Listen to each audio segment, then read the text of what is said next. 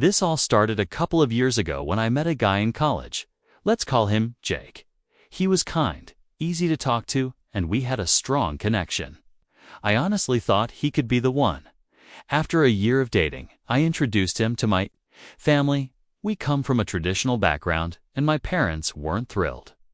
They weren't rude, but I could tell they didn't fully approve. But my sisters, they loved him. Grace, who was 22 at the time, got along with him especially well. We even joked that she was stealing my boyfriend. It all seemed harmless, till it wasn't. Since Jake and I worked in different cities and didn't live together, I trusted him completely. But one weekend while I was visiting, everything changed. He went to take a shower, and his phone kept buzzing. I normally wouldn't check it, but something felt off. A message from Grace popped up, and what I read made my heart sink. The texts were flirty, intimate, and as I scrolled up, found months of conversations between the two of them, secret meets, late-night chats, and things they clearly hid from me. I was in shock. I took screenshots, sent them to myself, and left without saying a word. I didn't give him a chance to explain by the time I got home. My phone was flooded with calls and texts from Jake, but I already knew everything I needed to know. When I left Jake's apartment, I knew he'd figure something was wrong. Started blowing up my phone, but I ignored it. I was too angry and too hurt to even look at his messages. Eventually, I sent the screenshots of his messages with my sister Grace to our friend group chat and blocked him.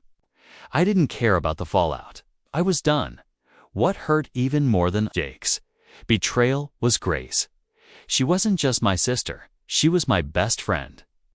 We grew up close, always had each other's backs. Or so I thought. The next morning, I flew home to confront her. She was just sitting in the kitchen like nothing had happened. I slammed the screenshots in front of her. My parents were there too. Grace didn't deny anything. She just shrugged and said, "Yeah, I did it. So what?" My mom slapped her, something I had never seen before, and my dad told her to get out. For a second, I thought that was the end of it. But 2 days later, Grace dropped a bomb. She was pregnant with Jake's baby. Everything shifted. Suddenly, my parents softened. They said they couldn't abandon her now.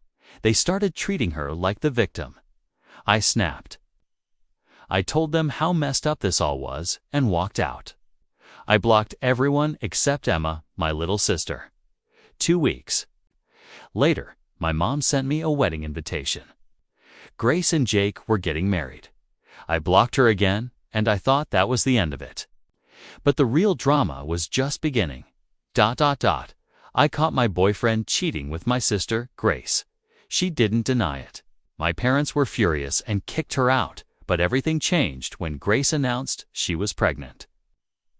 Suddenly, she was the victim, and I was expected to forgive and move on. I couldn't. I cut them all off except my younger sister, Emma. Months later, I heard my parents threw Grace a huge baby shower. Then came the rumors. They were telling people I abandoned the family and Grace was the good daughter. Mom even told relatives I should hurry up and get married, just so it wouldn't look bad that Grace was having a child first. Grace's wedding came and went. I didn't attend. They told everyone I missed it because of work. More lies. Then, one night, Emma called me in tears. Dad had passed away. I hadn't even known he was sick. Mom hid it from me, claiming she didn't want to stress me. I flew home for the funeral and was greeted with accusations. Grace and my mom said I came back just for money. At the will reading, I found out Dad left me 40%, Emma 30%, Mom 20%, and Grace just 10%. Grace lost it, demanded I give up my share for her baby, even threatened me. Then my lawyer handed me a letter from Dad. In it, he apologized for not defending me. He said he regretted staying silent. That letter hit hard. All I ever wanted was the truth. Instead, I was erased from the family, blamed, and used to protect appearances. But this time, I'm not backing down. I'm done being the villain in their story. I choose peace, even if it means walking away forever. After everything, with Grace and the inheritance, I hoped things would calm down. They didn't single quotes Emma called me upset. Grace was spreading lies around town, claiming I was stealing the inheritance and turning the family against her. I wasn't surprised. Grace always played the victim, but it still hurt. Tried to escape the drama by spending time with Emma, but the next day, it got worse. I woke up to threatening messages from unknown numbers. Someone even said I'd pay if I didn't back down. I was scared, and I knew Grace's husband was likely behind it. That same day, all 4 of my car's tires were slashed. I reported it to the police and had hotel security tightened. At a final estate meeting, Grace and her husband gave me death stares. He even pulled me aside and warned me I'd regret keeping my share. I didn't respond, but I knew he wasn't bluffing. Then came the worst part. Emma and I noticed a man stalking us in the hotel lobby. We got away safely, but I was done feeling unsafe. My lawyer helped me file a restraining order. Predictably, the threats escalated. More texts, more intimidation. But I didn't back down. At court, Grace's husband painted me as the villain, bitter, dramatic, and dangerous. The judge didn't buy it. The restraining order was granted. It wasn't over, but for the first time, I felt a sliver of control. They could lie, threaten, and gossip, but I was done running. I had the truth, I had legal protection, and I had the strength to fight for my peace. Let them rage. I wasn't afraid anymore. I finally felt like I could breathe again. The restraining order was in place. I was still in the hotel, but starting to search for a safer apartment. Emma had gone back home, and though I missed her, we kept in touch. She was still dealing with fallout from the family drama. But at least she wasn't in the middle of it like I was. Then one morning, I got a text from an unknown number. Not a threat this time, but a link. I clicked it, and my stomach dropped. Someone had created a website trashing me, full of lies, twisted stories, and even photos of me at the funeral, captioned to make me look cold and heartless. I immediately called my lawyer. He had me screenshot everything, and we began the process of taking it down. It was just another reminder that Grace and her husband weren't done. I was tired, drained, and just wanted peace. That night, Emma and I talked again. She told me how Grace was still pretending like she'd done nothing wrong, playing the victim. As usual, a few days later, I received a strange package at the hotel, no return address.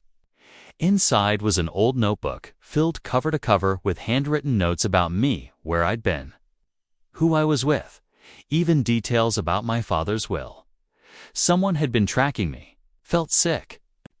I sent it to my lawyer and reported it to the police, though I didn't expect much to come of it soon after. I saw the same man from the hotel lobby, the one who'd been watching Emma and me. He was back, pretending to scroll on his phone, near the elevators. I walked past him like nothing was wrong, but called hotel security right after. I didn't feel safe there anymore. Emma and I met the next day at a cafe. She told me Grace's husband had been asking around about my whereabouts. It all started to click. The guy, the notebook, the fear. That night, I quietly checked out and moved to another hotel across town without telling anyone, not even Emma. Days passed quietly. Then I got a call from my lawyer. Grace's husband had been arrested, trying to break into my old hotel room. I didn't know what he was planning, but whatever it was, he got caught.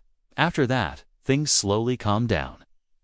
I eventually found a new apartment, kept the address secret, and stayed in close touch with Emma. The police kept me updated, and my lawyer was confident Grace's husband wouldn't be bothering me again. It's been a few months now. Life isn't Exactly normal, and maybe it never will be. I still glance over my shoulder. But I've learned one thing: I'm stronger than I ever thought. And no matter what, I'm never letting anyone take that from me again.